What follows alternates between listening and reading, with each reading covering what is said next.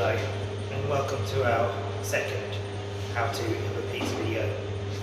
In the first video I discussed how we can use a frying pan to recreate the effects of a wood fired oven at home and create a really true Napoletana style pizza. During that video we looked at two ways to stretch out the dough, one being the rolling pin and the other one hand stretched. In this video we'll talk about why we hand stretch and about our 72-hour fermentation. So when we make the dough, it spends about an hour being made in the dough mixer and then hand rolled by the chefs. After that it's put into these dough trays and sits here and does nothing in the fridge for 72 hours. And during that time, the natural forming yeasts work very slowly at less than 5 degrees Celsius, and the carbon dioxide produces lots of very fine bubbles.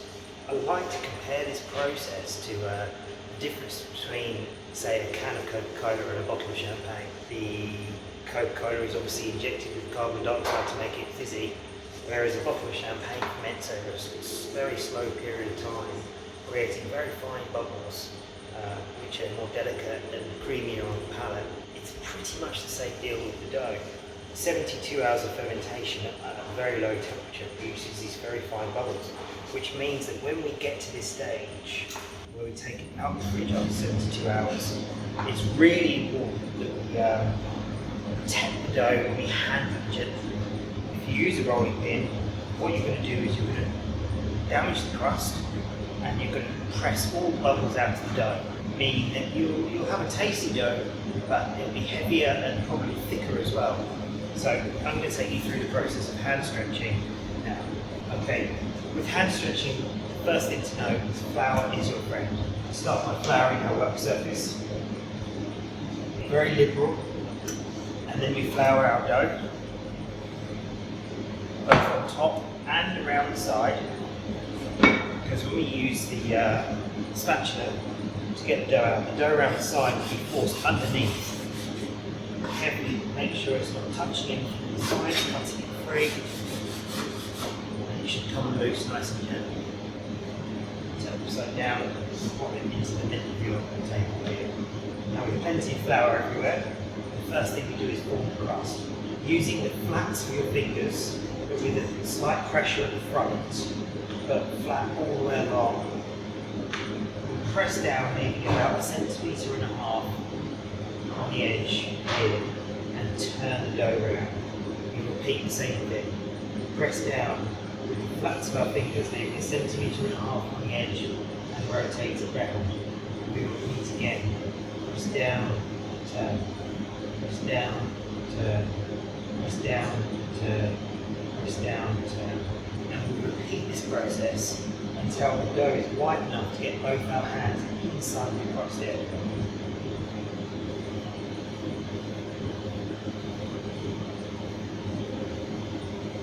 Facilitate this process by pressing down and expanding your hand and turning.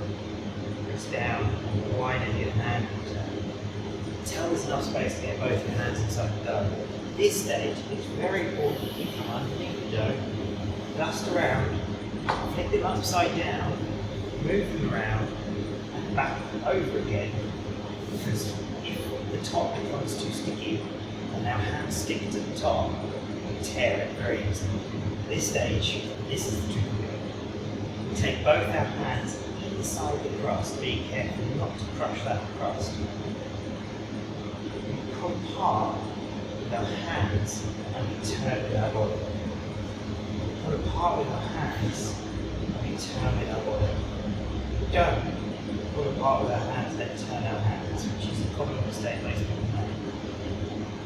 Pull apart with our hands and turn with our body until we get to the required size, which for our dough balls at Ember pizza are about 30 centimeters. And there we have it, one hand stretch pizza. We're going to run through that process one more time. Plenty of flour on the bench. Plenty of flour around our dough balls. Come from underneath into the middle of our bench. form the crust with our fingers. Press and turn, press and turn, press and turn, press and turn. Start to press and turn and widen our hands.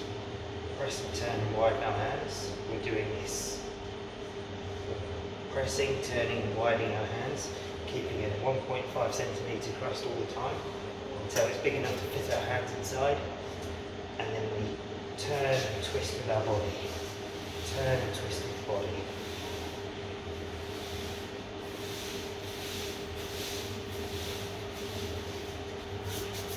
Once we have our required size, we're ready to make our pizza. Let's make a quick margarita and see how it turns out. San Marzano tomatoes, fresh parmesan, extra virgin olive oil, and fior di latte cheese.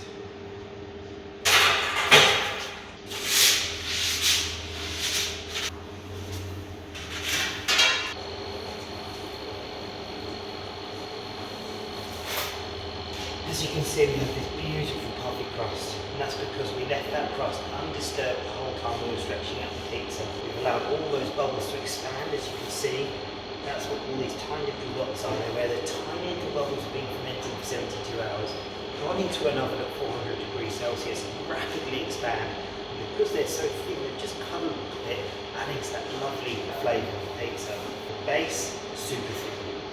There is your true Napoletana style pizza. Thank you for watching. See you again.